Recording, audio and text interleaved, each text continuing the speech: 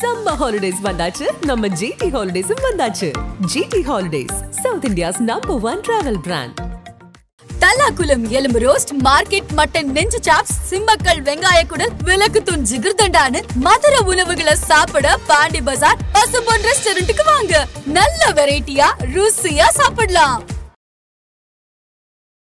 I ended up speaking mostly about Raja sir. ஏன்னா ராஜா சாரோட இப்போ நான் சொன்ன நளினகாந்தியாக இருக்கட்டும், சுந்தரி கண்ணால் ஒரு செய்தியில் அவர் செஞ்ச கல்யாணியாக இருக்கட்டும், அந்த ஒரே நோட்டை ஷிஃப்ட் பண்ணி கோசலம்னு ஒரு ராகத்தை போவார். ஏன்னா அதெல்லாம் அப்போ நான் அந்த தளபதி வந்து ஆல்பர்ட் தியேட்டரில் பார்க்கும்போது ஒரு த்ரில்லு 1990s. அப்போது இதெல்லாம் நான் ஒன்றுமே, எனக்கு ஒரு கல்யாணியாவது கோசலமாவது ஒன்றுமே அவ்வளோவா தெரியாது. சரி க மதனி ச தரரரரரர நீனிய பருவமுள்ள இளங்குயிலே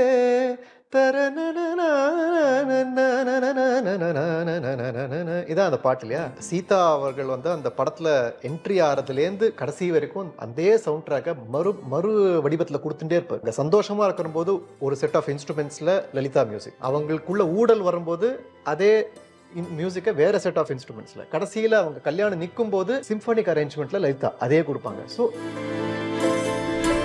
சகம பனி சனி பமக கமகரி சரி கம பனி பமகரி டோனே மாறுது. உங்க பூர்வமும் இப்படி உயர்ந்தது இப்போ.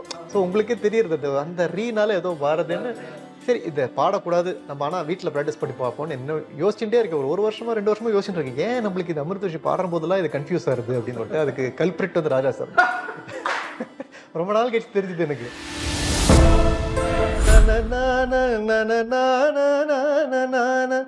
தனிகாரி நீத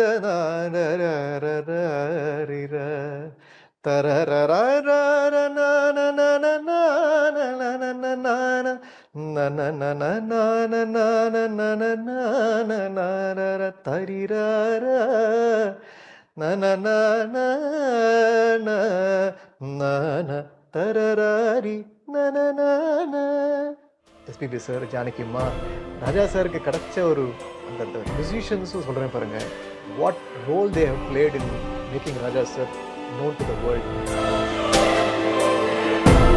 மொசார்ட், பீத்தோவன், பாக்லாம் அவங்களுடைய by default they will they have composed only symphonies. Raja sir வந்து முதல்லேருந்தே இதுதான்.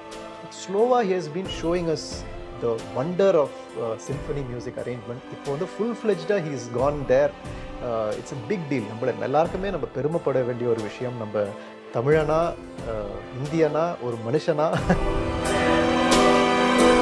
ஓங்கலிடை பிறந்து உயர்ந்தோர் துல விளங்கி வீங்கொலினின் ஞாரத்து இருளகற்றும் ஆங்கவற்றுள் மின்னேர் தனியாழி வெங்கதிரோன் ஏனையது தன்னேர் இல்லாத தமிழ் என்று சங்ககால புலவன் பாடி மகிழ்ந்த அன்னையாம் தமிழை வணங்கி அன்பிற்கினிய அதன் சினிமா நேயர்கள் அனைவருக்கும் அன்பு வணக்கங்கள்.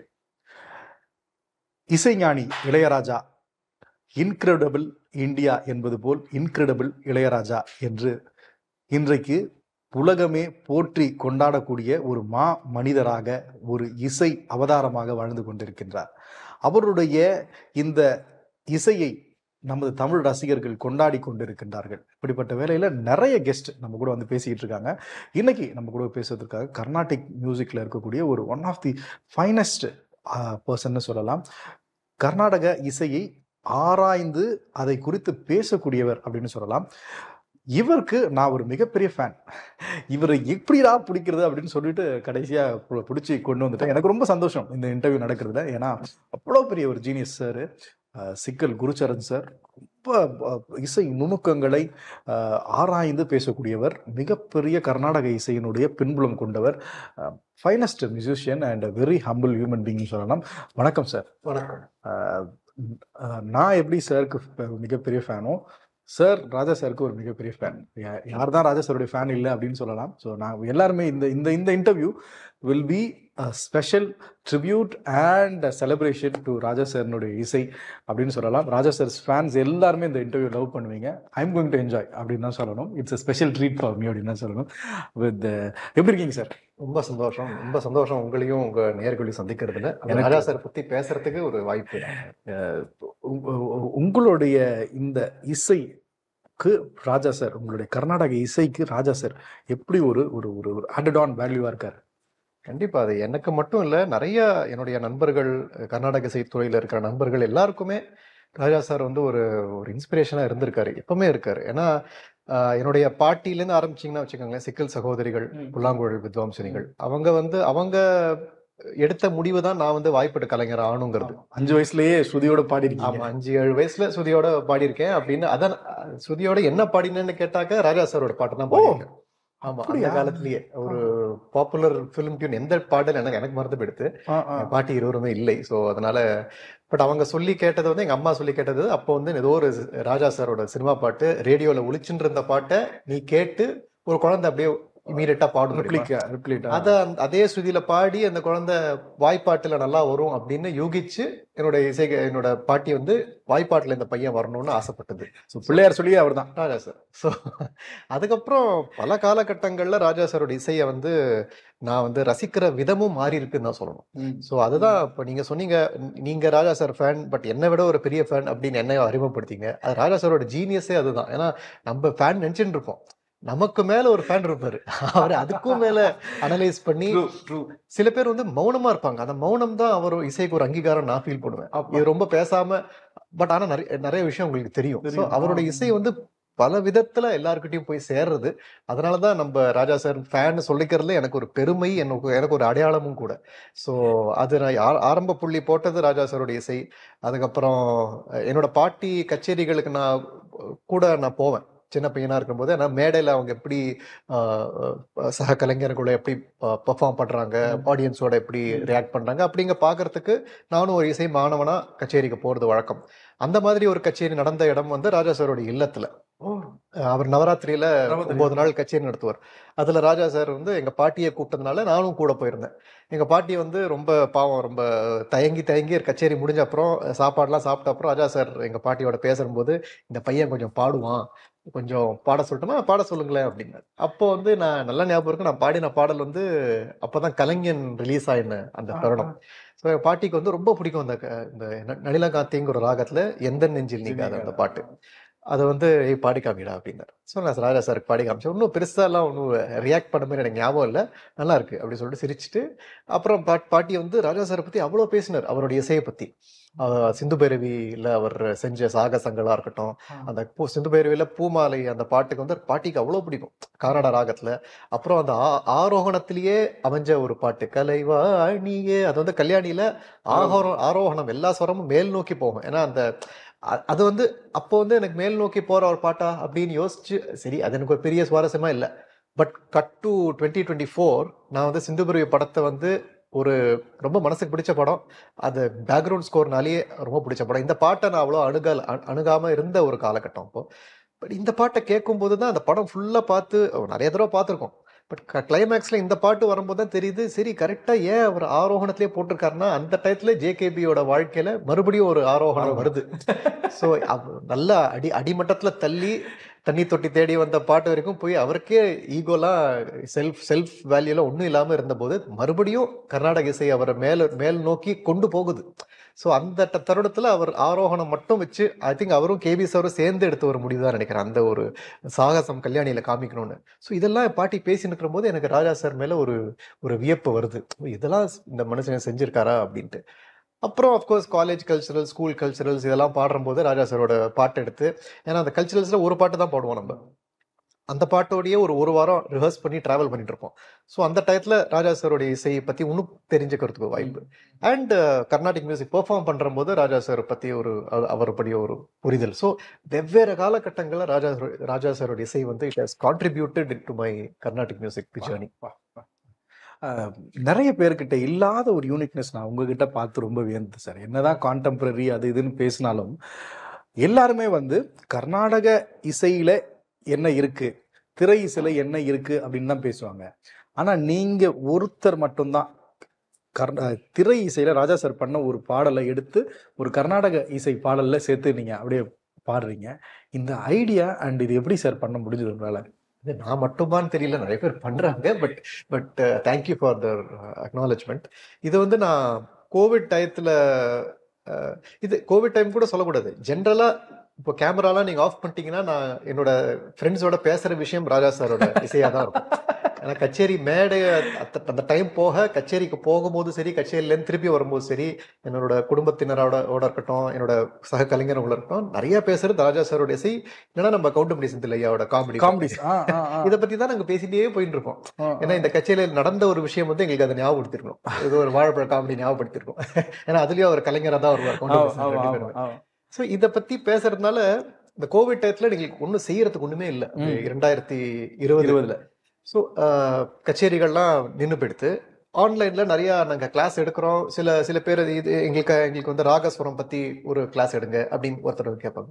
அப்போ வந்து ஒரு ஆன்லைன்ல ஒரு ஃபோரம் வந்து டிசைட் ஒரு 3 part ஒர்க் ஷாப் மாதிரி எங்களுக்கு கொடுங்க. ஃபர்ஸ்ட் பார்ட் வந்து நீங்க தமிழ் இசையை பத்தி, சங்கீத மும்மூர்த்திகளை பத்தி பேசுங்க.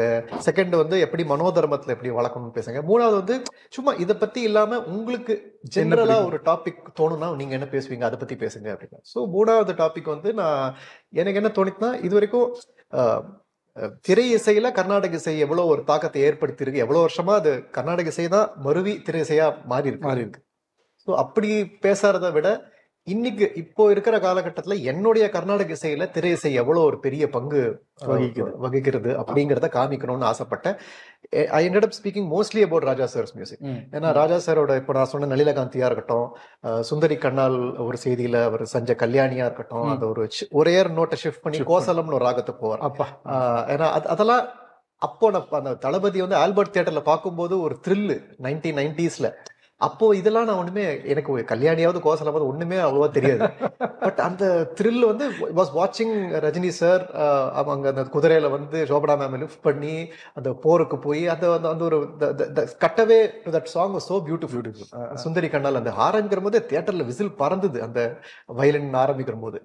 பட் அதுக்கப்புறம் நான் சொன்ன மாதிரி Raja sir how he travels with us as a மியூசிஷியன்ங்கிற போது அப்புறம் தான் தோணிது, அது அவர் 2 பேரும் அந்த ஹீரோயின் சேர்ந்து இருக்கிற போது ஒரு அந்த ஹாப்பி யூனியனை காமிக்கிறதுக்காக கல்யாணி, அவர் அந்த பிஜிஎம்ல பிரிஞ்சிருவார், அவர் போருக்கு போயிடுவார். அப்போ ஸோ இவங்களுடைய விரகதாபத்தை காமிக்கணும், இவங்களோட லோன்லினஸை காமிக்கணும், இவங்களோட சேட்னஸை காமிக்கணும்னா கல்யாணில இருந்து ஒரே ஒரு நோட்டை மாத்தி கோசலம்னு ஒரு ராகம், அந்த ராகத்துக்கு உண்டான ஒரு அழகே அந்த ஒரு சேடு, அது ஒரு என்ன ஆப்போறதுன்னு தெரியலையேங்க ஒரு பயம் இருக்கும். ஸோ அதை காமிச்சிருப்பார் அந்த ஒரு நோட்ல மாத்தி. இதெல்லாம் எனக்கு அந்த 2020 ஒர்க் ஷாப்ல பேசுற போது தான் எனக்கு ஐயோ இவ்வளவு செஞ்சிருக்காரு யாரு இவரு அப்படின்னு சொல்லிட்டு இதை பத்தியே பேசிட்டு இருக்கேன். எனக்கே ஒரு புரிதல், ஒரு different realm of exploration for Raja sir songs. அந்த நிகழ்ச்சி முடிஞ்ச அப்புறம் தான் அவங்க சொன்னாங்க, இந்த மாதிரி இந்த ஜூம் கால ஒரு 50 பேர் நாங்கள் இதை கேட்டிருக்கோம், இதை வந்து நீங்க யூடியூப்லயும் பப்ளிஷ் பண்ணுங்க. அப்போ எனக்கு யூடியூப் சேனல் பெருசா நான் ஒன்றும் அப்போ நான் வச்சுக்கல. சரி, அதுலேருந்து ஆரம்பிச்ச ஒரு விஷயம் தான் நான் ஜன்னல் ஓரம்னு ஒரு யூடியூப் சீரிஸ் பண்ணணும். அதுல வந்து நிறைய விஷயங்கள் கர்நாடக சங்கீதத்தை பத்தி பேசி, கர்நாடக சங்கீதம் மூலமா நான் ரசிச்ச பல விஷயங்கள் இருக்கு. அது ராஜா சார் இசையா இருக்கலாம், அது வந்து something which is as common as a ring tone, as common as ஒரு இந்த வண்ணங்களை பத்தி பேசுற ஒரு விஷயமா இருக்கலாம். எல்லாமே எனக்கு ஒரு கர்நாடக சங்கீதம் மூலமா எல்லாருக்கும் எக்ஸ்பிளைன் பண்ணணும்னு அப்படி ஆரம்பிச்ச ஒரு விஷயம் தான். ராஜா சார்ல நீங்கள் ஒரு decoding, I don't want to interpret, நீங்க ஒரு டீகோடிங்னா இதெல்லாம் நான் ரொம்ப ரசிச்சேங்க. நீங்க கொஞ்சம் கொஞ்சமா பேசும்போது எனக்கு ஐயோ இதெல்லாம் சொல்ற போறாரு அப்படின்னு நினைச்சிட்டு இருந்தேன். பட் ஓகே, லைட்டர் நோட்ல நீங்க ரசிச்ச விஷயங்கள்லாம் பேசுங்க சார், உங்களுக்கு பிடிச்சது. நான் ரொம்ப ரசிச்சு பார்த்தது வந்து உங்களுடைய ஒரு ஃபேன் பாய் மூமெண்ட் ஆனது அந்த உன்னால் முடியும் தம்பி படம் டீகோட் பண்ணியிருந்தீங்க. Excellent sir. அண்ட் அதே சீரீஸ்ல சிந்து பைரவி இருக்கு. ஸோ இதெல்லாம் வந்து ஒரு close relation to Carnatic musician இல்லைங்களா? சிந்து பைரவி ஆகட்டும், அப்புறம் உன்னால் முடியும் தம்பி எல்லாம் வந்து கர்நாடக இசையோட ஒன்றிணைந்த ஒரு படங்கள். இந்த மாதிரி நீங்கள் ரசித்த படங்கள் இல்லை ராகங்கள், அதை பத்தி சொல்லுங்க சார். கண்டிப்பா. அது வந்து ஜன்னலோரம்ல ஒரு முக்கியமான ஒரு திருப்புமுனை ஏற்படுத்தின ஒரு எபிசோட் தான் சொல்லுவேன். ஏன்னா அது வரைக்கும் நான் பேசின விஷயங்கள் எல்லாமே ஒரு கர்நாடக மேடையில நாங்க பாடுற விஷயங்கள் தான். பாரதியார் இருக்கட்டும், ராகமாளிகை, நரவல் ஸ்வரம், இப்படிதான் நான் பேசிட்டு இருந்திருக்கேன். அப்போ வந்து வெளிவந்த படம் வந்து விக்ரம் வெளில வந்தது. ஸோ நான் நல்லா ஞாபகம் இருக்கு, அந்த ஒரு வாரத்துல விக்ரம் படம் பார்த்து ரொம்ப பிடிச்சது எனக்கு. அந்த வேதே அந்த பழைய விக்ரமும் புது விக்ரமும் முடிச்சு போட்ட விதம் ரொம்ப பிடிச்சது. கமல் பயங்கர வெறியன்னா. அண்ட் அதனால புது விக்ரம் பாக்குறதுக்கு முன்னாடி பழைய விக்ரம் பார்த்துட்டு தான் போனேன். அது வந்து ஒரு சீக்குவலா இருக்குமோன்னு ஒரு இது. ஸோ அதனால அப்கோர்ஸ் விக்ரம் எனக்கு அது பார்த்துட்டு வீட்டுக்கு வந்து நான் ஊருக்கு கிளம்பிட்டு இருக்கேன். அப்போ என்னோட டீமை கூப்பிட்டேன், கேமரா டீமை. சின்ன ஐடியா தோணுது ஜன்னலோரம்ல, இது வரைக்கும் நீங்க ரெக்கார்ட் பண்ண எபிசோட் இருக்கட்டும், இது வந்து அடுத்த வாரம் போடலாம் நம்ம, சும்மா விக்ரம பத்தி எனக்கு ஒன்று பேசணும் அப்படின்னு சொல்லிட்டு அவங்க ஒரே பயங்கர தேவர் எக்ஸைட்டட். விக்ரம பத்தி என்ன பேச போறாரு அப்படின்னு சொல்லிட்டு. ஏன்னா அந்த படம் வந்து சம்மந்தமே இல்லை கர்நாடிக் மியூசிக், அது ஒரு வைலண்ட் ஆக்ஷன் மூவி, இதை பத்தி என்ன பேச போறான்னு சொல்லிட்டு. அப்போ நான் எனக்கு தோணினது வந்து கடைசி சீன்ல வந்து கமல் சார் வந்து அந்த விக்ரம்ங்கிற மாதிரி ஒரு பெரிய கண்ணை வச்சு எல்லாரும் சுடுவா தெரியுமா. ஸோ அந்த விஷயத்தையும் இது வந்து பயங்கர ஒரு வியர்டான ஒரு காம்பினேஷன் தான். முழங்காலுக்கும் மொட்டத்தாலுக்கும் முடிச்சு போடுற மாதிரி தான். அந்த மூமெண்ட்டையும் அதே மூமெண்ட்ல கர்நாடக சீன்ஸ்ல ஒரு தாளம் இருக்கு, அது அந்த தாளமே இப்படிதான் போகும் அப்படின்னு ஒரு தாளம் பேரு வீர விக்ரம தாளம். அங்க ஒரு கனெக்ஷன் வந்தது. அண்ட் விக்ரம்ல பாத்தீங்கன்னா எனக்கு ரொம்ப பிடிச்ச பாட்டு வந்து அந்த டைட்டில் சாங். எல்லாம் அது வந்து ஒரு ராஜா சார் ஒரு புது பரிமாணம் கொடுத்துருப்பாரு. அது ஒரு எலக்ட்ரானிக் ஒரு ராக் ஸ்டைல்ல ஒரு பாட்டு. அது இந்த விக்ரம் அந்த பாட்டு அது பயங்கரமா இருக்கும். அந்த டெக்னோ மியூசிக் வச்சு அதுல வந்து அவர் சந்தத்தோடய பேசியிருப்பார் அந்த பாட்டுல. அனுபலவியில மியூசிக் இருக்காது, பேர் சொல்லட்டும் ஃபுல்லா பேசியிருப்பார். ஸோ அந்த பேசின அந்த சந்தத்தை எடுத்து இந்த வீர விக்ரம தாளத்துல நம்ம முடிச்சு போட்டு ஏதாவது கொடுக்கலாம் அப்படின்னு சொல்லிட்டு பண்ண எபிசோட். பட் அதை வந்து பல பேர் ரசிச்சு எனக்கு அப்பதான் தோணித்து, சரி ஜன்னலோரம் இப்படி நம்ம எடுத்துன்னு போலான்னு சொல்லி. எனக்கு முன்னாடி நான் ரசிச்ச திரைப்படங்கள் அதுல வந்து கண்டிப்பா ராஜா சாருடைய படங்களா தான் நிறைய இருந்திருக்கு. ஏன்னா 80s 90sல I have travelled with Raja sir's movies only. And என் பாட்டி என்னோட தாத்தாக்கு வந்து முக்கியமான பொழுதுபோக்கே தூர்தர்ஷன்ல இந்த மாதிரி படங்கள் வந்து தான் அதை ரெக்கார்ட் பண்ணுவார். அந்த டெக்கரை போட்டு ரெக்கார்ட் பண்ணி நாங்கள் எல்லாருமே பாட்டி வீட்டுக்கு போறப்ப திருப்பி ரிப்பீட் மோட்ல பார்த்த படங்கள் தான் உன்னால் முடியும் தம்பி, சிந்து பைரவி, குணா, மகாநதி, இது எல்லாமே. ஸோ இதை பற்றி வீர விக்ரம தாளத்துக்கு ஒரு வரவேற்பு இருக்குன்னா சரி, மக்களுக்கு இது பிடிச்சிருக்கு, சரி இந்த மாதிரி நம்ம சில செய்வோம்னு சொல்லி பண்ணது தான் அந்த உன்னால் முடியும் தம்பி, சிந்து பைரவி வீடியோஸ்லாம். நான் ஏதோ டீகோடர் அப்படின்னு நிறைய பேர் நினச்சிட்டாங்க. நான் அந்த மாதிரி ஒரு எபிசோடுக்காக இந்த படத்தை நம்ம டீகோட் பண்ணணும்னு நினச்சதே இல்லை. எனக்கு பிடிச்ச இந்த படங்கள் ஒரு 10-15 படங்கள் இருக்குது. அதில் கண்டிப்பாக ராஜா சாருடைய படங்கள் தான் முக்கால்வாசி இருக்கும். ஏன்னா 80s 90s ரிலீஸ் ஆனது. அதில் பார்த்தீங்கன்னா இப்போ உன்னால் முடியும் தம்பியில் நான் அது அந்த எபிசோட்லேயே சொல்லியிருப்பேன். எப்படி வந்து அந்த மெயின் ரொமான்ஸோடைய அந்த சவுண்ட் ட்ராக் அவர் கிரியேட் பண்ணிருக்கிற விதம் எல்லாருக்கும் தெரியும். இதழில் கதை எழுதும் அந்த பாட்டு வந்து அது கர்நாடக சங்கீதத்துல அமைஞ்ச அந்த ராகம் வந்து லலிதா அப்படின்னு ராகம். இது லலிதான்னு எனக்கு தெரியறதுக்கு முன்னாடியே அந்த பாடல் வந்து எங்க பாட்டிலாம் ரசிச்சு நான் நிறைய பார்த்திருக்கேன். ஏன்னா இப்போ இந்த காலகட்டத்துல லலிதான்னு ஒரு ராகம் கர்நாடக சினிமால யூஸ் பண்ணணும்னு யாருக்கும் தோணுமானே கூட தெரியாது. அது ரொம்ப, ஏன்னா மக்களுடைய ரசனையும் மாறி போயிடுத்து. Music it has changed it's course. But ஒரு லலிதான்னு ராகம் வந்து சினிமாவில் கொண்டு வந்த ஒரு பெருமை வந்து ராஜா சாருக்கு உண்டு. ஏன்னா சும்மா அது ஒன்றும் கொண்டு வரல அவர். அந்த ஹீரோயின் பேர் லலிதா கமலம். ஆனால் அந்த லலிதா அதை வச்சு அதுவும் இப்போ நம்ம டீகோட் பண்ற மாதிரி இப்போ நிறைய மியூசிக் டைரக்டர்ஸும் சரி இந்த படத்தை பத்தி பேசும்போது, இந்த ஃபர்ஸ்ட் லுக்கை பத்தி பேசும்போது எல்லாம் சரி, இந்த மாதிரி ஒரு விஷயம் இருக்கு இந்த படத்துல நம்ம சொல்லிடுறோம், மக்களுக்கும் தெரிய வந்துடுது. பட் அந்த காலத்துல 80sல இதை பத்தி யாருக்குமே தெரியாது. அவர் அப்படியே சைலண்டா செஞ்சிருக்காரு. அதுதான் சார் ஒரு நேச்சுரல் ஆர்கானிக்கா ஏய் நீங்க என்னடா இது பேர் தானே இதுல ராகத்துல பாட்டை வச்சுக்க அப்படிங்கிற மாதிரி பண்ணிருக்காரு. அது யாருக்கும் சொல்லாம அவங்களா கண்டுபிடிச்சிட்டோம் அப்படின்னு நம்ம ரசனை மேல ஒரு மதிப்பை வச்சு இவங்க கண்டுபிடிப்பாங்க அப்படின்னு சொல்லி நம்மளுக்கு கொடுத்துருக்காங்க இல்லையா, அதை தேடுற ஒரு விஷயத்துல தான் நான் இறங்கினேன். ஸோ லலிதாங்கிற ஒரு ஹீரோயின் பேரை வச்சு லலிதால அந்த ஒரு பாட்டை அமைச்சு, அது மட்டும் இல்லை அந்த ஹோல் சீதா அவர்கள் வந்து அந்த படத்துல என்ட்ரி ஆறதுலேருந்து கடைசி வரைக்கும் அதே சவுண்ட் ட்ராக்கை மறு வடிவத்துல கொடுத்துட்டே இருப்பார். அது அவங்க சந்தோஷமா இருக்கிற போது ஒரு செட் ஆஃப் இன்ஸ்ட்ருமெண்ட்ஸ்ல லலிதா மியூசிக், அவங்களுக்குள்ள ஊடல் வரும்போது அதே மியூசிக்கை வேற செட் ஆஃப் இன்ஸ்ட்ருமெண்ட்ஸ்ல, கடைசியில அவங்க கல்யாணம் நிற்கும் போது சிம்பனிக் அரேஞ்ச்மெண்ட்ல லலிதா அதே கொடுப்பாங்க. ஸோ 3 விதத்துல ஒரே மியூசிக்கை கொடுத்து நம்ம இமோஷன்ஸோட அந்த ராகம் பாடி காட்ட முடியும். அந்த ராகம் வந்து சரி க மதனி ச தரரரரர நீனிய பருவமுள்ள இளங்குயிலே தரநன இதான் அந்த பாட்டு இல்லையா. ஸோ அதோட பிஜிஎம் வந்து அந்த ரீரெக்கார்டிங் யூஸ் பண்ணுறது என்ன பண்ணுவார்னா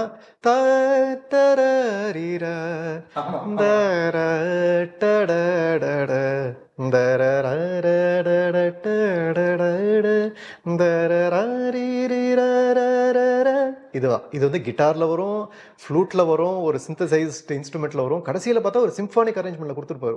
ஒரு whole violin section with double bass செல்லோட இந்த கொடுத்துருப்பாரு. ஏன்னா அவர் கல்யாணம் நின்று போயிடும். அந்த தருணத்துல அந்த ஷாக் அந்த ஒரு நம்மளுக்கு கொடுக்கணுங்கிறதுக்காக அப்படி ஒரு மியூசிக்கை இதே லலிதா வச்சு கொடுத்துருப்பாரு. ஸோ இதெல்லாம் நம்மளுக்கு வந்து ஒரு தேர்ச்சி வந்த பிறகுதான் எனக்கு இது புரிஞ்சுது.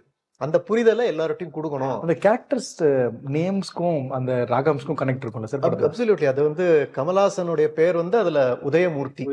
ஸோ அந்த அவர் பாடின பாட்டு புஞ்சை உண்டு நெஞ்சை உண்டு வந்து உதய ரவிச்சந்திரிகான்னு ஒரு ராகம் கர்நாடக மியூசிக்ல இருக்கு. அது இட்ஸ் வெரி க்ளோஸ் டு அந்த சுத்த தன்யாசி மாதிரி வரும். ஆனா அது சுத்த தன்யாசி ராகத்துல அந்த புஞ்சை உண்டு நஞ்சை உண்டு அமைச்சிருக்கு. சுத்த தன்யாசிக்கு இன்னொரு பேர் உதய ரவிச்சந்திரிகான்னு கூட சொல்லுவான். ஆனா உதய ரவிச்சந்திரிகான்னு ஒரு தனி ராகமும் இருக்கு. அது வந்து அவர் பிஜிஎம்ல கொடுத்துருப்பாரு. ஸோ அதையும் விட்டு வைக்க மாட்டார். பிலஹரி மார்த்தாண்டம் பிள்ளைக்கு அவருக்கு ஒரு பிலஹரியில ஒரு கர்நாடக சங்கீத பாட்டே இருக்கும். ஸோ அமேசிங் த வே தே ஒர்க். அது மியூசிக் மட்டும் தனியாக இருக்காது, அது படத்தோடையே ட்ராவல் ஆகும். பிஜிஎம் வந்து அந்த சாங்ஸோட ட்ராவல் ஆகும். It's a holistic experience. உன்னால் முடியும் தம்பி நான் எல்லார்ட்டையும் சொல்லுவேன், இன்ஃபேக்ட் என்னோட இப்போ இருக்கிற ஸ்டூடெண்ட்ஸ் கிட்டே சொல்லுவேன், everybody must watch this movie. ஏன்னா ஒரு கர்நாடக சங்கீத கலைஞரா, அது ஒரு ஒரு இசை மாணவராக அந்த படத்தை பார்க்கலாம், ஒரு சோஷியல் அவேர்னஸ்க்கு அந்த படத்தை பார்க்கலாம், அது ஒரு டைரக்டோரியல் பிரில்லியன்ஸுக்கு அந்த படத்தை பார்க்கலாம். ஸோ ஒன் ஆஃப் மை அதை கோ டு மூவிஸ். அதை இப்போ ரொம்ப அழகாக ஒரு சமீபத்தில் ஒரு வீடியோ கூட பார்த்தேன். இப்போ ஓடிடி வந்தப்புறம் நம்ம எந்த படம் பார்க்கறதுன்னு தெரிய மாட்டேங்குது, மாற்றிகிட்டே இருக்கோம். இந்த படம் அதில் எல்லாத்தையும் லிஸ்ட்டில் ஆட் பண்ணிகிட்டே இருப்பேன். எந்த படம் பார்க்குறதுனே நம்மளுக்கு அந்த டயத்துலேயும் அவ்வளோ விஷயங்கள் இருக்குது. ஸோ அதெல்லாம் குழப்பம்லாம் இல்லாமல் ஒரு சாப்பிடும்போதோ சாப்பிட்ட அப்புறமோ அரை மணி நேரம் பார்க்கறக்கூடிய ஒரு படம்னா எனக்கு இது உன்னால் முடியும் தம்பி, இந்த மாதிரி படம்லாம் தான். ஸோ நிறைய கற்றுக்க வேண்டிய விஷயங்கள் இருக்கு. இதே மாதிரி ஒரு படம் தான் சிந்து பைரவி. அந்த படத்தை பற்றி கொஞ்சம் சொல்லுங்கள் சார், அவருடைய மியூசிக். அஃப்கோர்ஸ் அந்த சிந்து பைரவியில் நான் அந்த வீடியோ நிறையா சொல்லியிருப்பேன். ஏன்னா அது அந்த வீடியோ அந்த படம் பார்த்து ரசித்து ஒரு விஷயம் எனக்கு நான் சொன்னேன் இல்லையா, அந்த அந்த எபிசோட் செய்யணும்னு ஆரம்பித்த அந்த ஒரு தூண்டுதலாக இருந்ததே பாட்டி சொன்ன அந்த விஷயம் தான். அந்த ஆரோகணத்தில் இருக்கிற ஒரு பாட்டி எவ்வளோ ரசிச்சிருக்காங்க அதை அப்படின்னு சொல்லிட்டு அந்த படம் நிறையா வாட்டி பார்த்துருக்கேன். எனக்கு ரொம்ப பிடிச்ச பாட்டு பூமாலை அந்த படத்தில். ஏன்னா ஒரு கானடா வந்து ஒரு பியூட்டிஃபுல்லான ஒரு பரிமாணத்தில் ராஜா சார் கொடுத்துருப்பாரு. அண்ட் அந்த படம் பார்க்கும்போது தான் தெரிஞ்சுது எவ்வளோ விஷயங்கள் அவர் செஞ்சுருக்காரு. அதாவது சிந்து பைரவி இந்த ரெண்டு கேரக்டர்ஸுக்குமே ரொம்ப அழகாக ஒரு மியூசிக்காலேயே he would have shown the differentiation. So அந்த சிந்துங்கிற ஒரு பாட்டு வந்து அது இந்த சிந்து பைரவிங்கிற ராகம் வந்து ரொம்ப ஒரு ஹோல் பேன் இண்டியா ஃபேமஸாக இருக்கிற ஒரு ராகம். ஆனால் பைரவிங்கிற ராகம் வந்து அது வந்து சவுத்தில் மட்டும் ரொம்ப ஒரு முக்கியமாக கிளாசிக்கலான ராகம். அது வந்து கற்றுக்கிறதுக்கு கொஞ்சம் மெனக்கடணும். சிந்து பைரவி வந்து ஃபோக்கிஷாக கூட நீங்கள் பாடலாம், நிறைய பேர் தெரிஞ்சிடும். ஸோ அந்த அந்த அந்த ஒரு வெளிப்பாடை வந்து கேபி சார் அந்த படத்துலேயே கொடுத்துருப்பாரு. சிந்து வந்து ரொம்ப ஒரு ஒரு எக்ஸ்ட்ரோவர்டிஷான ஒரு பர்சன். அவங்களுக்கு வந்து உலக விஷயங்களை பேச பிடிக்கும், நிறையா விஷயங்கள் நின்று தைரியமாக கேட்பாங்க ஜேகேபியை. பட் ஆனால் பைரவிங்கிற கேரக்டர் அப்படிங்காது, வீட்டுக்குள்ளேயே இருப்பாங்க. அவங்க ரொம்ப அவங்களுக்குன்னு ஒரு set of rules and regulations அப்படியே இருப்பாங்க. ஸோ இந்த ஒரு கேரக்டரைசேஷன் எனக்கு அந்த படம் பார்க்கும்போது புரிஞ்சுது. அண்ட் அந்த ஹோல் மியூசிக் சவுண்ட் ட்ராக் வந்து சிந்து பைரவிங்கிற ராகத்தில் அமைச்சிருப்பார் அவர். அந்த மோமெண்ட் சுஹாசினி மேம் அந்த சிந்துவா அந்த படத்தில் வந்த தருணத்துலேருந்து சிந்து பைரவிங்கிற அந்த ராகம் வந்து ரொம்ப பியூட்டிஃபுல்லாக அவர் கொடுத்துருப்பார். அண்ட் அஃப்கோர்ஸ் சித்ரா மேமோட அந்த எவர்கிரீன் நானூறு சிந்து பாட்டில் அந்த சிந்து பைரவி அந்த பாட்டே சிந்து பைரவியில தான் ராகத்துல தான். அது நடுவில் அந்த சிம்ஃபானிக் அரேஞ்ச்மெண்ட் கொடுத்துட்டே இருப்பேன். இப்போ நம்ம பேசிட்டு இருக்கோமே, இன்னைக்கு நம்ம பேசுற தருணத்துல தான் சாரோடைய சிம்ஃபனி அரங்கேற போறது லண்டன்ல, தி வேலியன்ட் சிம்ஃபனி நம்பர் 1 அப்படின்னு. எனக்கு தெரிஞ்சு என்ன மாதிரி ஒரு சின்ன ஒரு இசை மாணவனுக்கு வந்து எப்பவுமே அவர் அந்த இதுதான் சிம்பனி அப்படின்னு காமிச்சுட்டே வந்துட்டு இருக்காரு. ஸோ ஒரு இன்டர்வியூல நான் அவர் சொல்லி கேட்டிருக்கேன், அந்த காலத்திலேயே உங்களுக்கு இந்த மாதிரி இசை இருக்குன்னு நான் காமிச்சிருக்கேன் அப்படின்னு சொல்லியிருப்பாரு அவர். அது எவ்வளவு உண்மையான ஒரு விஷயம். ஏன்னா சும்மா ஒரு பல வருஷங்கள் பின்னாடி போகணும்னா இப்போ வரும்போது தோணித்து, ஒரு தீபாவளி சமயத்துல தூர்தர்ஷன் தான் நினைக்கிறேன் ஒரு ஸ்பெஷல் செக்மெண்ட் வச்சிருந்தாங்க, ராஜா சாருடைய நேர்காணல். அந்த இன்டர்வியூ நடக்கும்போது நடக்கிற இடம் வந்து பிரசாத் ஸ்டுடியோ. ஸோ அந்த இன்டர்வியூவர் என்ன பண்ணுறார், இந்த அப்போல்லாம் அந்த 2 மணி நேரம் இன்டர்வியூ இருக்கும், ரொம்ப நல்லா இருக்கும். அந்த ஒரு அன்ஹரீடு பேஸில் ஒரு இன்டர்வியூ நடக்கும் அப்போல்லாம். ஸோ அந்த ஹோல் இன்டர்வியூ நடக்கும்போது அவர் சொல்கிறார், சார் இப்போ வந்து உள்ள உங்க மியூசிஷியன்ஸ் வாசிச்சுட்டு இருக்காங்க, அதையும் நம்ம ஒரு காமிக்கலாம் மக்களுக்குன்னு சொல்லிட்டு ஒரு 10 மினிட்ஸ் அந்த ரெக்கார்டிங் செஷனையும் காமிச்சிருப்பாங்க. அது இன்னைக்கும் எங்கேயா இருக்கும் தெரியல யூடியூப்ல. எனக்கு அந்த நாள்ல தீபாவளியில் நான் என்ன பண்ணேன் அதெல்லாம் மறந்து போச்சு. அந்த வருஷத்துல என்ன பண்ண மறந்து போச்சு. இந்த சம்பவம் ஞாபகம் இருக்கு. உட்காந்து அது பார்த்தது. ஏன்னா அந்த ஓசை வந்து அப்படி என்ன பாதிச்சது. I would have been about 8 or 9 at that time. அது என்ன படம் என்ன மியூசிக் கூட தெரியாது. But the way he conducted that string section, அந்த ஒரு ஒரு பியானோ, அது எல்லாமே கண்டக்ட் பண்ணி அதில் தனித்தனியா காமிச்சாரு. அப்படியே இவர் ஸ்ட்ரிங் வாசிக்க சொன்னார். அது என்ன பாட்டுன்னு உங்களுக்கு இப்போ நான் பாடி காமிச்சா தெரியும். இவர் ஸ்ட்ரிங் வாசிக்கிறாரு, இப்படி வாசிக்கிறாரு. அப்புறம் அவங்க இப்படி பண்றாரு. இது repeat he asked them to repeat once again. இங்க தப்பு இருக்கு அந்த தப்பு இருக்கு பாடிட்டு ஹோல் அப்படியே அதை சேர்த்து காமிக்கிறாரு நம்மளுக்கு. என்ன படம்னா சின்னவர்கிற படத்துல அந்தியிலே வானம், அந்த படம் அந்த தீபாவளி அது ரிலீஸ் ஆகும். அதுக்கு அடுத்து ரிலீஸ் ஆகும். அந்த ரெக்கார்டிங் செஷனை காமிச்சிருப்பாங்க. அந்த இன்டர்வியூல ஒரு 10 நிமிஷம் காமிச்சிருப்பாங்க. அப்பதான் தோணித்து அந்தியிலே வானம் அந்த பாட்டுக்கு பிஜிஎம்ல நம்மள அப்படியே அந்த மேற்கத்திய இசை கொண்டு போயிருப்பாரு. அண்ட் கரகாட்டக்காரன்ல அந்த இந்த மான் அந்த பாட்டுல அது எவ்வளவு ஒரு ஃபோக்கிஷான ஒரு சாங். அது வந்து அப்படியே அந்த அந்த மண்ணின் மனம் மாறாத ஒரு அந்த கிராமமே கிராமத்துல இருந்து இட்ஸ் ஷார்ட் இன் தட் கிராமம். ரொம்ப அழகான ஒரு கிராமத்திய பாடல் மாதிரி அந்த பாட்டு ஆரம்பிக்கும். ரொமான்ஸ் ட்ராக் ஆரம்பிக்கும். பட் பிஜிஎம் பாத்தீங்கன்னா அப்படியே சீம்லெஸ்ஸா அதை எடுத்துன்னு போவார். அந்த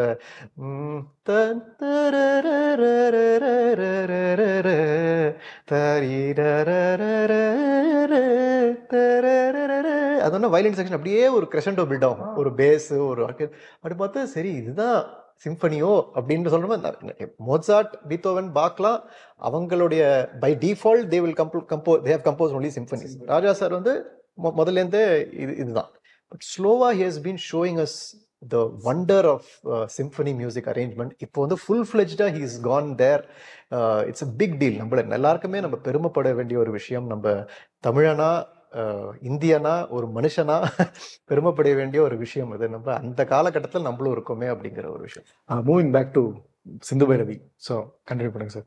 ஸோ சிந்து பைரவின்னு ஒரு ராகம் இருக்கிறது வந்து நிறைய பேருக்கு தெரிஞ்சது அந்த படம் டைட்டில்னால, அண்ட் அந்த படத்துல இருக்கிற அந்த 400 சிந்து அப்படிங்கிற ஒரு பாடல்னால. ஏன்னா அது பியூட்டிஃபுல் சிந்து பைரவி. அதாவது அந்த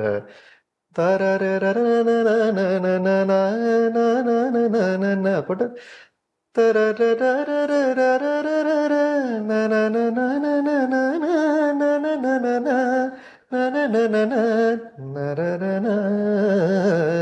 நான் ஒரு சிந்து, அது பியூட்டிஃபுல்லான ஒரு சிந்து பைரவி. அது அதான் மக்கள் மத்தியில போய் சேர்த்து அது பாத்தீங்கன்னா சிந்து பைரவி வந்து ஒரு கைண்ட் ஆஃப் ஒரு ஃபோக்கிஷ் பீட்டோட தான் இருக்கும். திசரத்துல எல்லார்கிட்டையும் போய் சேர்ற மாதிரி ஒரு மியூசிக் கொடுத்துருப்பாரு. இந்த பக்கம் பாத்தீங்கன்னா கனடால ஒரு கிளாசிக்கலான சாங் பூமாலை வாங்கி வந்தார். இது வந்து ஒரு பியூர் கிளாசிக்கலான ஒரு ரூபக தாளத்துல அமைஞ்ச ஒரு பாட்டு. பட் இதுக்குமே நடுவுல சரி கமதனி சனி பமகமத நீ கமதனி தனி பகமதனி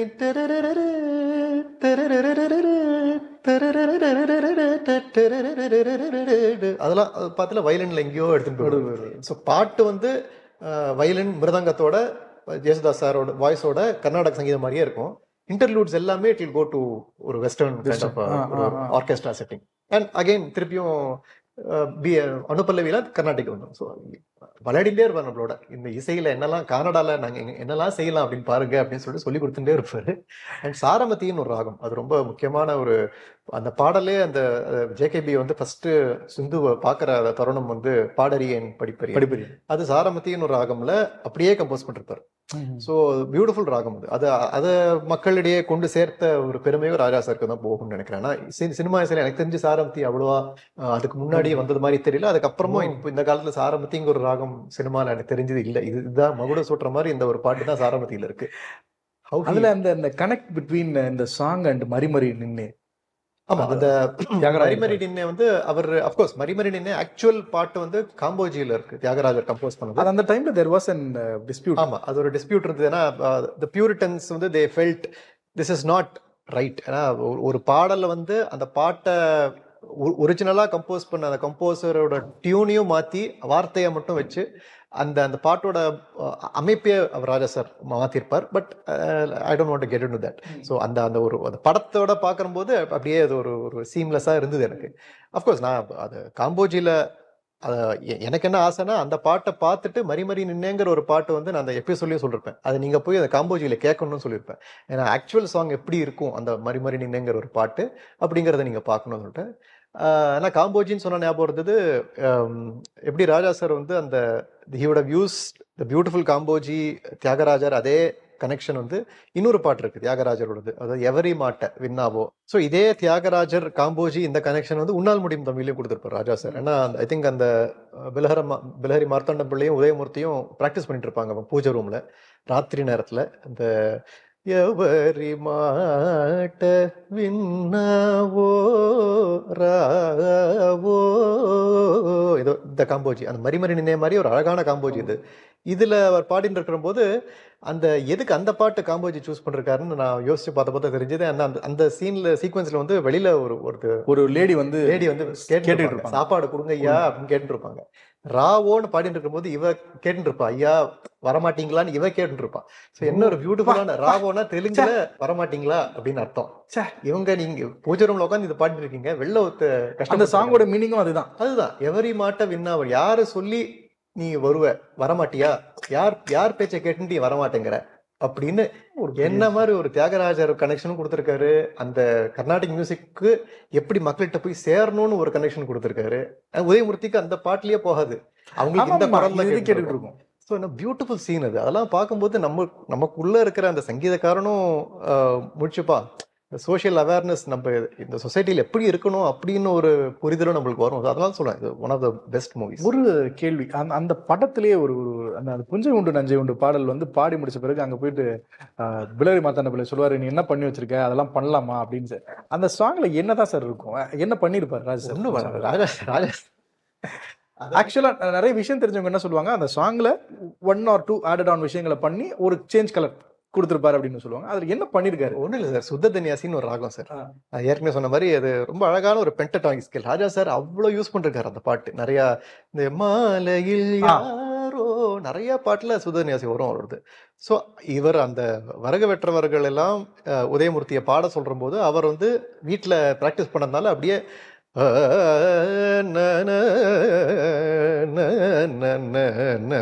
அப்படியே மார்த்தாண்ட பிள்ளை மாதிரியே பாடுவார். இப்படி பாடினோன்னா அவங்களுக்குலாம் ஒரு மாதிரி போட்டு அந்த ரொம்ப அழகா சொல்லுவார், எல்லாருக்கும் புரியற மாதிரி பாடுனீங்கன்னா அப்படின்னு. அப்பதான் உதயமூர்த்திக்கு ஒரு ரியலைஸ் பண்ணுவார், கரெக்ட்ல நம்ம ஏதோ எல்லாருக்கும் புரியும்னு நம்ம பாடிட்டு இருக்கோம், இவங்களுக்கு புரியற மாதிரி நம்ம பாடுறதுல தப்பு இல்லைன்னு சொல்லிட்டு அதே ராகத்துல புஞ்சை உண்டு நஞ்சை உண்டு பொங்கி வரும் கங்கை உண்டு. ஏன்னா வார்த்தை எவ்வளவு ஒரு முக்கியமான ஒரு அம்சம்ங்கிறத எல்லாரும் புரிஞ்சுக்கணும். ஏன்னா நம்ம இசை வந்து எல்லாருக்கிட்டையும் போய் சேரணும் அப்படின்னா நம்ம என்ன கருத்தை பாடுறோங்கிறது ஒரு விஷயம் இருக்கு. ஏன்னா அவர் அந்த டயத்துல சுத்த தன்யாசி மூலமா அவர் அந்த அந்த விறகவற்றவர்கள் மத்தியில பேசுற விஷயம் வந்து இதுதான், நாட்டுல இந்த சமூக நீதி எப்படி இருக்கணும் அப்படிங்கறத பத்தி பேசுவார். வீதிக்கு ஒரு கட்சி உண்டு, ஜாதிக்கு ஒரு சங்கம் உண்டு, நீதி சொல்ல மட்டும் ஒரு நாதி இல்லை அப்படி அந்த வார்த்தைகள் வந்து புலமை பித்தன் அவர்கள் தான் நினைக்கிறேன். ஸோ அது பியூட்டிஃபுல்லா சொல்லி அதை இவரை கேட்டுருவார். அந்த அப்பா கேட்டுன்னு வந்து அவருக்கு வந்து சுத்த தன்யாசி காதுல விடணும். சுத்த தன்யாசில இப்படிலாம் ஒரு பாட்டு பாடுறானேன்னு அவருக்கு ஒரு கோபம். வீட்டுக்கு வந்து சொல்லுவேன், நான் அசுத்த தன்யாசி, இது பயங்கரமான வார்த்தை ஜாலம் அது கேபி சாரோடையது, அசுத்த தன்யாசியில பாடிருக்கேன்னு சொல்லிட்டு இவர் அந்த டயத்துல ஒரு ஒரு ஒரு வச்சனம் சொல்லுவார், எனக்கு ரொம்ப ஒரு பாதிச்ச வசனம். அது எல்லாருக்குமே அது பொருந்தும்னு நினைக்கிறேன். அதாவது 7 ஸ்வரங்களும் எல்லாரோட சொத்து அப்படிம்பார் உதயமூர்த்தி. அந்த இது வந்து ஏகபோக உரிமை கொண்டாடாதீங்க, இந்த ஸ்வரம் உங்களுக்கு தான் உரிமை சொந்தம் கொண்டாடாதீங்க. இந்த 7 ஸ்வரத்தை வச்சு அவரவர் எப்படி முன்னுக்கு வராங்களோ அது அவர் புத்திசாலித்தனத்தை பொறுத்தது, அவங்ககிட்ட விட்டுருங்க, ஸ்வரம் வந்து எல்லாருக்கும் பொருந்தும் அப்படின்னு சொல்லி அதனால நான் அந்த ஸ்வரத்தை எடுத்து கொஞ்சம் அவங்களுக்கும் புரியணுமேனு கொஞ்சம் மாத்தி பாடினேன், நீங்க ஒத்திக்கிங்கன்னா எனக்கு கவலை இல்லை அப்படின்னு சொல்லிட்டு அவர் போயிடுவார். ஆனா அவர் தனியா இருக்கும் போது அண்ணி அங்க இருக்க அவங்க கிட்ட சொல்லுவார், இப்படி மாத்தி பாடுறதுக்கும் ஒரு ஞானம். அப்பதான் அவங்க சொல்லுவாங்க, அதான பிள்ளையாரி மாத்தாண்ட பிள்ளை விடுவாங்க. என்ன பியூட்டிஃபுல் கேரக்டர் ஆர்க்கு பாருங்க. அது ஈகோ அது எல்லா ஆர்டிஸ்டுக்கும் அந்த ஈகோ வித்யா கர்வம் ஒரு விஷயம் சொல்லுவாங்க, வித்யா கர்வம் எக்ஸாக்ட்லி அதையும் காமிச்சிருப்பார் கேபி சார். ஏன்னா அவரே ஒரு ஆர்டிஸ்ட் தானே. ஸோ பல டைமென்ஷன்ஸ்ல இந்த படம் it will connect with us. நீங்கள் ரசித்த ஒரு சில ராகங்கள் அவர் கையாண்ட விதம், இல்ல நீங்கள் வியந்து பார்த்த இந்த ராகத்துல எல்லாம் பண்ணவே முடியாதுங்க இதுல பண்ணிருக்காரு அப்படின்னு சொல்ற விஷயம்லாம் என்னது ராகம்?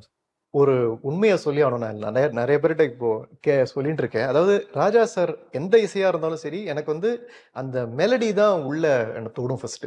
ஒரு ஒரு ஒரு அந்த மூமெண்ட்னு சொல்லுவாங்க, அந்த வே த ராகா மூவ்ஸ், அது என்ன ராகம்னு கூட எனக்கு முதல்ல தெரியாது. ஸோ சில பேர் அவங்களுக்கு வந்து ஒரு ஒரு இன்னேட்டா ஒரு டேலண்ட் இருக்கும். ஒரு ஒரு சும்மா ஒரு இழுத்தாலே இது இந்த ராகம் அப்படி டக்குன்னு சொல்லுவாங்க. எனக்கு அந்த அந்த ஸ்பீடில் எனக்கு வந்து ஒரு ராகம் வரத்துக்கு முன்னாடி எனக்கு அந்த டியூன் தான் மனசுல வரும்.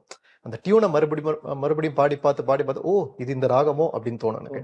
அதனால எனக்கு ராஜா சார் வந்து இந்த ராகம் அப்படின்னு தோன்றதுக்கு முன்னாடியே அந்த மெலடி தான் எனக்கு முதல்ல தாக்கியிருக்கு. ஸோ அதனால தான் ராஜா சாரோட பெரிய ஃபேனா நான் இருக்கேன்னு நினைக்கிறேன் அப்படின்னு. ஸோ அஃப்கோர்ஸ் லலிதா அதை சொன்ன மாதிரி அந்த உன்னால் முடியும் தமிழ் யூஸ் பண்ண விதம்.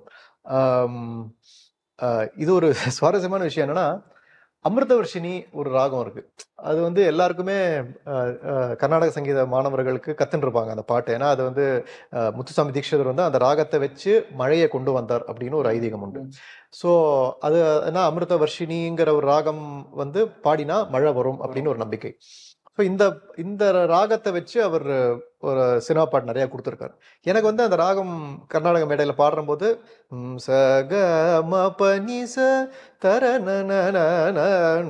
நிறைய பாட்டு இருக்கு. ஆனந்தாமிருத கர்ஷினி இப்படி ஒரு பாட்டு இருக்கு. சுதாமயி சுதா நீதே அப்படியே ஒரு விறுவிறுவான கச்சேரியே ஃபாஸ்ட் பேஸ்டா கொண்டு போகும் இந்த ராகலாம். ஸோ நல்லா ஸ்வரம் பாடும்போது பென்டடானிக் ஸ்கேல் சகம பனி சனி பம கம க சனி பனி சகம அப்படி பாடுற போது மக்களுக்கும் ரொம்ப பிடிச்ச மாதிரி இருக்கும். அது பாடிட்டே இருக்கேன். ஒரு ஒரு கட்டத்துக்கு அப்புறம் இந்த ராகத்துல வந்து அதாவது நமக்குள்ளேயே ஒரு குரங்கு இருக்கும். ஆர்டிஸ்ட் மனசுக்குள்ளேயே இப்படி பண்ணா என்ன இப்படி பண்ணா என்ன சொல்லிட்டே இருக்கும். அதை கட்டுப்படுத்துறது தான் ஒரு இசைக்கலைஞருக்கு ரொம்ப முக்கியம். ஏன்னா திடீர்னு பாடும்போது சானி பமகா ரே சா அந்த ரீ கொடுக்கணும் போல இருக்கே, கொடுக்கணும் மனசுக்குள்ள அப்படியே வந்துட்டு இருக்கு. ஆனா வை சும்மாறா கொடுக்க கூடாதுரா, அது கொடுத்தா அது அமிர்தவர்ஷினியே கிடையாது, அது ராகம் மாறி போயிடும். மக்கள் கிட்ட போய் அதை நீங்க தப்பான ராகத்தை கொண்டு போய் சேர்க்கறீங்கன்னு ஒரு பழி உங்க மேல வந்து சரி பாட மாட்டேன். வீட்டுல பிராக்டிஸ் பண்ண ஆரம்பிச்சேன். ரொம்ப நல்லா இருக்கு இந்த ராகம். ஏன் நம்மளுக்கு இந்த urge to give this different note in Amritavarshini? சகம பனி சனி பமகா கமகரி சரி கம பனி பமகரி டோனே மாறுது. உங்க பூர்வமும் இப்படி உயர்ந்தது இப்போ. ஸோ உங்களுக்கே தெரியுது அந்த ரீனால ஏதோ மாறுதுன்னு. சரி இதை பாடக்கூடாது நம்ம, ஆனா வீட்டுல பிராக்டிஸ் பண்ணி பார்ப்போம்னு என்ன யோசிச்சுட்டே இருக்கேன். ஒரு வருஷமா 2 வருஷமா யோசிச்சுட்டு இருக்கேன், ஏன் நம்மளுக்கு இந்த அமிர்தவர்ஷினி பாடுற போதெல்லாம் இது கன்ஃபியூஸ் ஆகுது அப்படின்னு சொல்லிட்டு. அதுக்கு கல்பிரிட் வந்து ராஜா சார். ரொம்ப நாள் கழிச்சு தெரிஞ்சுது எனக்கு. ஆமா அவர் பண்ண வேலை தான் இது அப்படின்னு சொல்லிட்டு. என்னன்னா அக்னி நட்சத்திரம் படத்துல எல்லாருக்கும் தெரிஞ்ச பாட்டு வந்து தூங்காத விழிகள் அமிர்தவர்ஷினி ராகம்.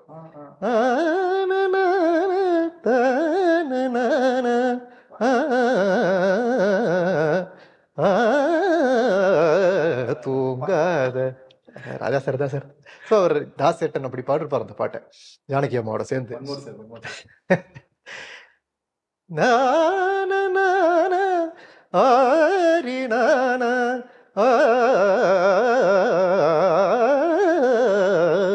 தூங்காத விழிகள் 2 என்ன சகம பனி சனி பியூட்டிஃபுல் அமிர்தவர்ஷினி. அந்த படத்துல அமிர்தவர்ஷினியா தானே எனக்கு கேட்கணும். அது ஏன் இந்த கன்ஃபியூஷன் வந்துனாக்க, ஐயா சும்மா இல்லாம இந்த பல்லவி அனுபல்லவி சரணத்தை அமிர்தவர்ஷினி போட்டு நடுவுல வந்து இந்த ரிஷபத்தை காமிச்சுட்டே இருப்பார். ஸோ அந்த சிம்பனி இஸ் வேர் அது அந்த மெலடியை ஹைலைட் பண்றதுக்கு ஒரு கான்ட்ராஸ்டிங் மெலடியை அவர் கொடுத்துட்டே இருப்பார். அது கவுண்டர் பாயிண்ட் கூட சொல்லலாம். நீங்க அந்த பிஜிஎம் உங்களுக்கு ஞாபகம் இருந்தா உங்களுக்கு தெரியும். அது அப்படி ஒன்று ஒன்று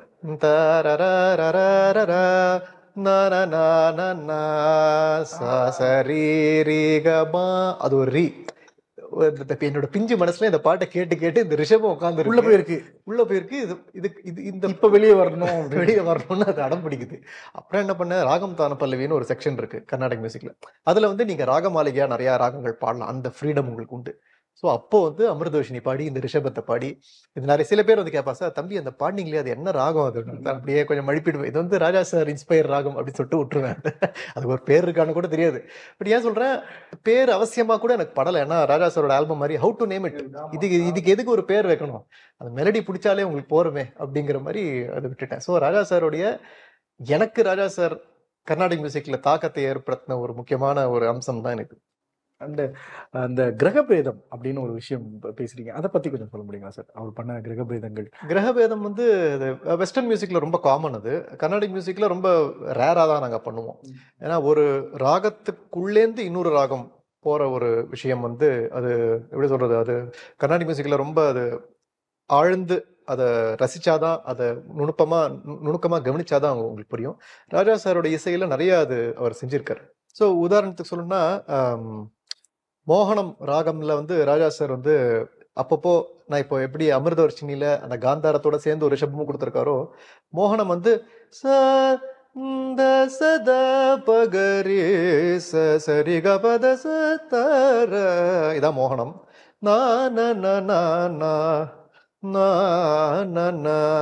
கரி சரி சரி கபதா பகரி ச பாடு நிலாவே, இந்த பாட்டு இருக்கு இல்லையா, இதுல பாட்டு பார்க்கும்போது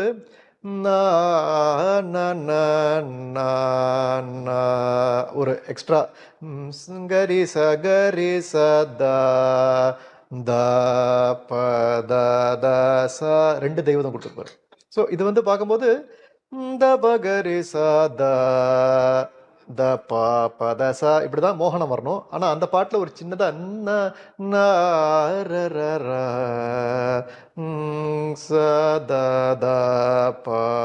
அந்த ஒரு ஞாபகம் வச்சுக்கோங்க.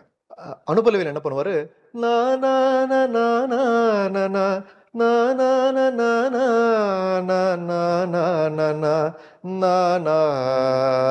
கரி சதா கரி சதா கரி சதா கரி சதா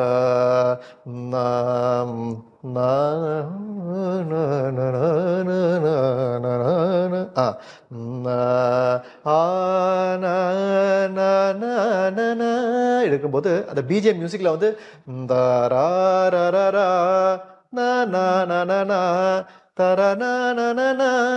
அது வந்து அப்படியே பகரி சரி க ம ப அப்படி பார்த்தா பந்துவராளி ச ப மத ப ப ச மத ப பமகரி சத சரி க கரி சத. அந்த மோகனத்துலேருந்து லைட்டா ஒரு தெய்வதம் கொடுத்து பந்துவராளிக்கு போயிருப்பார். ஸோ வித்தின் மோகனம் பியூட்டிஃபுல்லா ஒரு பந்துவராளி டிரான்ஸ்லேஷன். அந்த பாடு நிலவை இதை எஸ்பிபி சாரே ஒரு இன்டர்வியூல ஐ திங்க் சூப்பர் சிங்கர்லயோ எங்கேயோ பேசியிருப்பார். அந்த ஒரு மூமெண்ட் ஆஃப் டிரான்ஸ்லேஷன் வந்து பிரில்லியண்டா ஒரு ராஜா சார் மட்டும் தான் பண்ண முடியாது அப்படின்னு சொல்லி ரொம்ப ஸ்லாகிச்சு பேசியிருப்பார் அந்த ஒரு வீடியோ. நீங்கள் அவரோட சந்தித்த தருணங்களை பற்றி சொல்லுங்க சார். உங்களுடைய இசை கச்சேரிக்கு வந்திருக்காரு, ரொம்ப ரசிச்செல்லாம் பார்த்துருக்காரு. ஒரு வீடியோ கூட பார்த்தேன், உங்களுடைய நீங்க ஒரு சலங்கை ஒலி அப்படிங்கிற ஒரு இதுல வந்து ஒரு ஸ்வரம்லாம் பாடும்போது அப்படியே ஷிஃப்ட் பண்ணி பாடும்போது அவர் அவ்வளோ ரசிச்சு பார்க்குறாரு. ஸோ அந்த அனுபவங்கள்லாம் சொல்லுங்க சார். எப்படி சொல்றது, அது வந்து ஒரு அவர் காலகட்டத்தில் நம்ம இருக்கிறதே ஒரு பாக்கியமா நினைச்சுட்டு இருக்கிற போது அவர் நம்ம கச்சேரிக்கு வருது, அவரோட பேச கிடைக்கிற ஒரு வாய்ப்புலாம் அமேசிங். அது ஒரு பூர்வஜனம் புண்ணியம் தான் சொல்லணும். நான் வந்து முன்னாடி சொன்ன போது பாட்டியோட கச்சேரியும் போது அவர் வீட்டில் நடந்த கச்சேரிக்கு நான் கூட போனேன்னு சொன்னேன். 2007லயோ 8லயோ எனக்கு அந்த வாய்ப்பு கிடைச்சிது.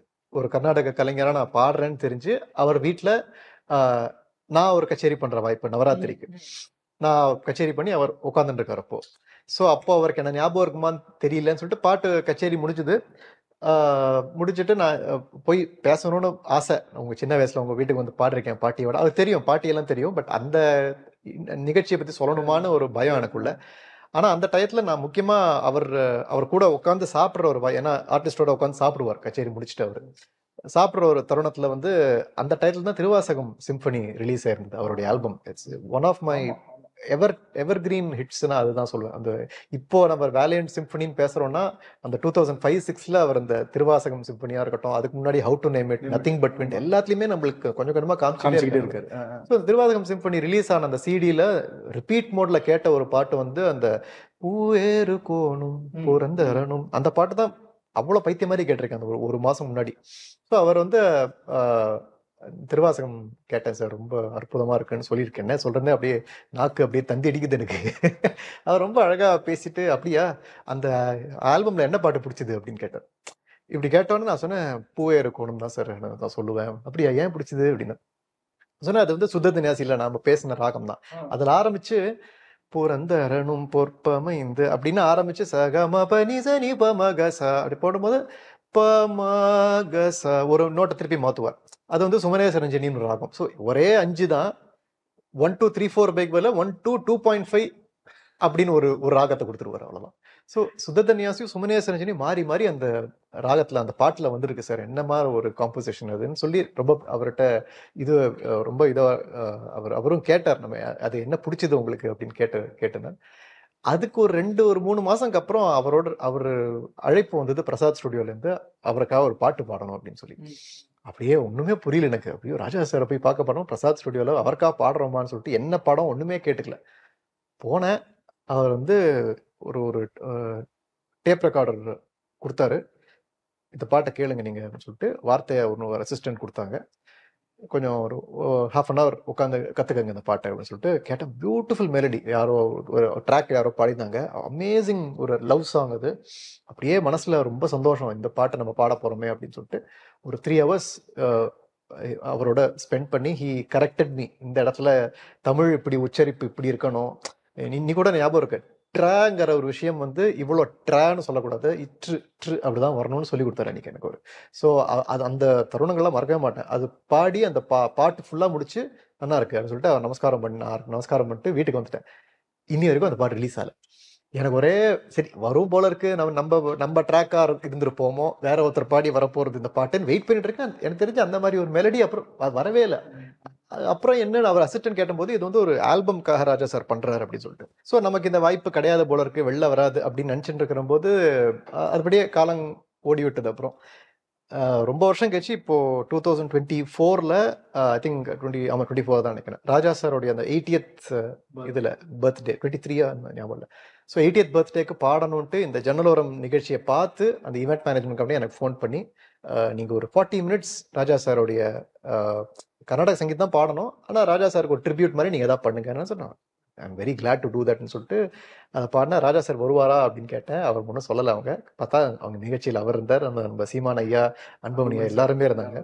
ஸோ ரொம்ப ரசித்தாங்க அந்த நிகழ்ச்சியை. ஆனால் அதுக்கு அப்புறம் பார்க்க முடியல அவரை. ஆனால் அடுத்த நிகழ்ச்சி வந்துடுத்து அவர் வெளியில் போகிறதுக்குள்ளே அவர் கிளம்பிட்டார். ஸோ அவர் மேனேஜர் திரு ஸ்ரீராம் மூலமாக அவர் போய் மீட் பண்ணுற ஒரு தருணம் அப்புறம் நான் கிடச்சிது எனக்கு. அப்போ போய் கேட்டேன், சார் இந்த மாதிரி ஒரு பாட்டு உங்களுக்கு நான் பாடியிருக்கேன் 2007 என்னமோ, அப்படியே என்ன பாட்டு அப்படின்னாரு. எனக்கு அந்த வார்த்தை சுத்தமாக ஞாபகம் இல்லை, மெலடி ஞாபகம் இருந்தது. அதுதான் அந்த ராஜா சாருடைய ஜீனியஸ், அந்த இசை ஞானின்னு சொல்கிறதுனால அவர் பாடி கொடுத்த அந்த மெலடி இன்னும் எனக்கு ஞாபகம் இருக்கு. ஸோ அதை நான் பாடி காமிச்சேன். இந்த பாட்டா, இது வந்து ஒரு ப்ரைவேட் ஆல்பம், அது வருமானு தெரியல, பார்ப்போம் அப்படின்னு சொல்லிட்டு விட்டார். பட் ஆனால் அந்த மீட்டிங்கில் அவ்வளோ விஷயங்கள் என்கிட்ட அவர் சொன்னார். அதாவது திருவாசகம் ஞாபகம் வச்சிருக்காரு பாருங்க, திருவாசகம் உருவான விதம், அதுல இருந்த பாடல்கள் எல்லாம் சொல்லி. அப்புறம் ஒரு ரமணாசிரமம்ல ஒரு நிகழ்ச்சி நடக்கிறதா இருந்தது.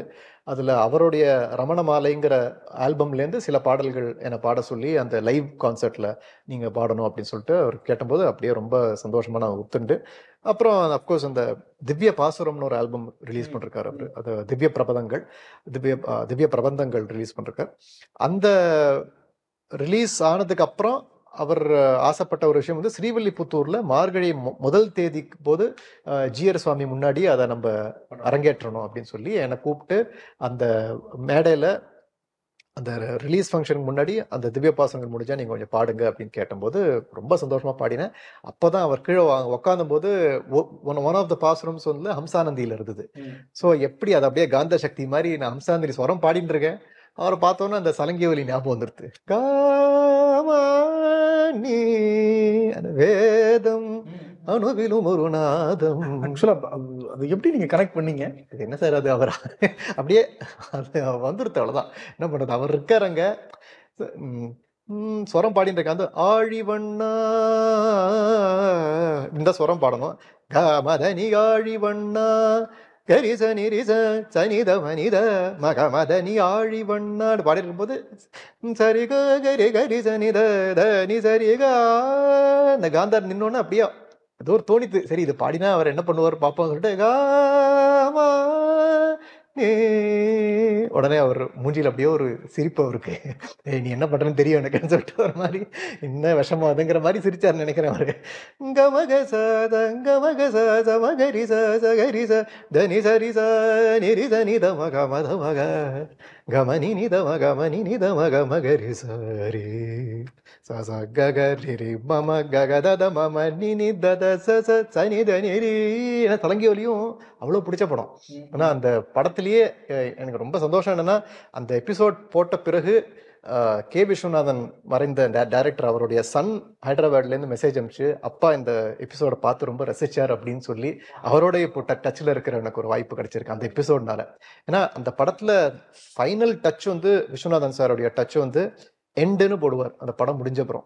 அது பாலகிருஷ்ணன் வந்து வீல் சேர்ல சரத்பாபு அப்படியே இழுத்துன்னு போவார், அவர் ஃப்ரெண்டு. செத்து போயிட்டாரா இல்லையான்னு நம்மளுக்கு தெரியாது. ஸோ எண்டுன்னு போட்டா செத்து போயிட்டாரோ அப்படின்னு நினைச்சுக்க முன்னாடி எண்டுன்னு ஃபர்ஸ்ட் ரெட்டில் போட்டுட்டு கடைசியில no end for any art அப்படின்னு போட்டு முடிப்பார். எவ்வளவு பெரிய ஒரு தத்துவத்தை அன்னைக்கு சொல்லியிருக்காரு அவர். ஸோ அந்த எண்ட் கார்டு ரொம்ப பிடிச்சது எனக்கு. ஸோ எந்த இசைக்கும் ஒரு முடிவே கிடையாது. எப்படி இசைக்கு எந்த ஆரம்பம் நம்ம சொல்ல முடியாதோ, இசைக்கு முடிவும் யாரும் சொல்ல முடியாது. கர்நாடக இசை வந்து அப்படியே ஒரு நதி மாதிரி போயிட்டே இருக்கும். அந்த ஒரு விஷயத்த சலங்கை ஒலி கிட்ட நான் கத்துட்டேன். Super sir. ஒரு சில பாடல்கள், அவருடைய பாடல்கள் ஏதாவது பாட முடியுங்களா? இது வந்து அகைன் நான் இந்த படத்தை பார்த்த ரீசன் வேற, பட் இந்த படத்துல எனக்கு பிடிச்ச விஷயம் வந்து மாறிவிட்டது. அது இந்த படத்தை பார்த்த ரீசன் வந்து கவுண்டமணி செந்திலையா காமெடிக்காக தான். அது ஊரு வெட்டு ஊர் வந்துக்கிற படம். அது வந்து அந்த நானா கிங் பூசாரி அப்படின்னு சொல்லிட்டு ஒரு காமெடி பண்ணுவார் இல்லையா, அவரும் செந்திலும் சிங்கப்பூர்ல போய் பண்ணுவாங்க ரெண்டு பேரும். அதுக்காக பார்த்த படம். பட் இந்த அது ஒரு தனியார் தொலைக்காட்சியில இருந்து மத்தியானம் போடுவாங்க. ஸோ லஞ்ச் முடிச்சுட்டு காலேஜ் எல்லாம் படிக்கிற போது எங்க பாட்டி வீட்டுக்கு போய், ஏன்னா எங்க வீட்டில் கேபிள் கிடையாது, பாட்டி வீட்டில் போய் கேபிள் பார்த்து லஞ்ச் போது இந்த படம் போடுறாங்க. போட்டு வெயிட் பண்ணிட்டு இருக்கேன் கவுண்டமணி காமெடி வரத்துக்கு. ஸோ சிங்கப்பூர் போனால் தான் அந்த காமெடி பீக் அடிக்கும் அந்த படத்துல. அது போறதுக்கு முன்னாடி இந்த பாட்டுலாம் நான் அவ்வளோ அந்த டயத்துல கேட்டதில் இருக்குன்னு தெரியும். பட் என் பாட்டி உட்காந்து இந்த சாப்பாடு சாப்பிடும் போது எங்க பாட்டி இப்படி சாப்பாடு கையோட வந்து இந்த பாட்டை கேட்டு தான் போனாங்க. அது என்ன பாட்டுனா தானா வந்த சந்தானமே. அப்போதான் அந்த பாட்டை ஃபுல்லா நான் உட்காந்து ரசிச்சு, ஐயோ இந்த மாதிரி ஒரு கரகர பிரியா எப்படி கொடுத்தா என்ன நான் நினைச்சேன், நான் ஆக்சுவலா வந்து சொர்க்கமே என்றால் அதுவும் நல்ல பாட்டு. அதுவும் ஹம்சநாதம் ஒரு கலந்த ஒரு விஷயத்துல வரும். ஃபர்ஸ்ட் கிளாஸ் சாங் சிங்கப்பூர்ல. அதுவும் அந்த பிருகாலாம் ஐயா அடிப்பாரு, நம்ம ஜானகியம்மா கூட சொர்க்கமே என்றாலும். அது என்ன ஒரு பெப்பியான சாங்கு ஒரு கர்நாடக ராகத்துல. அதுக்கு முன்னாடி இந்த தானா வந்த சந்தனமே, இங்க பாட்டி உட்காந்து ரசிச்சு கண்ணை மூடிண்டு, ஐயோ என்ன ஒரு கரகர பிரியா இது அப்படின்னு சொல்லிட்டு போய் சாப்பிட்டாங்க. அப்புறம் தான் புரியும், ஐயோ கரகர பிரியா இல்லை இந்த பாட்டு அப்படின்னு சொல்லிட்டு. நம்ம பாடுற ராகத்துல பாடுற டச்சஸ்லாம் இந்த பாட்டுல வரும்.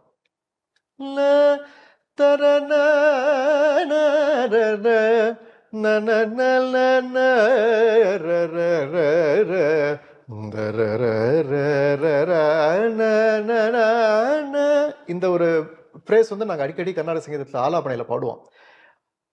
ராணி இந்த ராஜனோட அது ஒரு கரகரப்பை அங்க கொடுத்துருப்பாரு.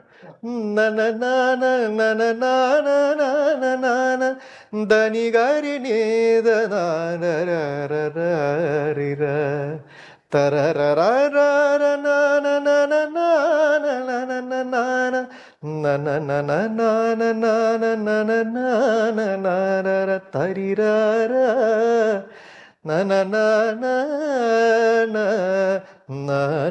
தரராரி எஸ்பிபி சார், ஜானகிம்மா, ராஜா சாருக்கு கிடைச்ச ஒரு அந்த மியூசிஷியன்ஸும் சொல்றேன் பாருங்க, what role they have played in making Raja sir known to the world. Amazing. நிறைய விஷயங்கள் ரொம்ப அழகா எனக்கு கேட்டுக்கிட்டே இருக்கலாம் போல இருக்கு. உங்களுடைய பெர்மிஷனோட இதை நான் சொல்றேன். உங்களுக்காக மறுபடியும் ஒரு தடவை ஆஃப்டர் சம் டைம் எங்களுக்காக எக்ஸ்க்ளூசிவா வந்து மறுபடியும் ஒரு தடவை இதே மாதிரி ராஜா சார் பத்தி பேசணும். So we are looking forward to that. உங்களுடைய எல்லா பணிகளும் சிறக்க ஆதன் சினிமா சார்பாக வாழ்த்துக்களை தெரிவிக்கிறோம். ரொம்ப ரொம்ப நன்றி. கேட்க அமுதமா இருந்தது. Thank you so much. Very kind of you. Thank you so much. ரொம்ப நன்றி.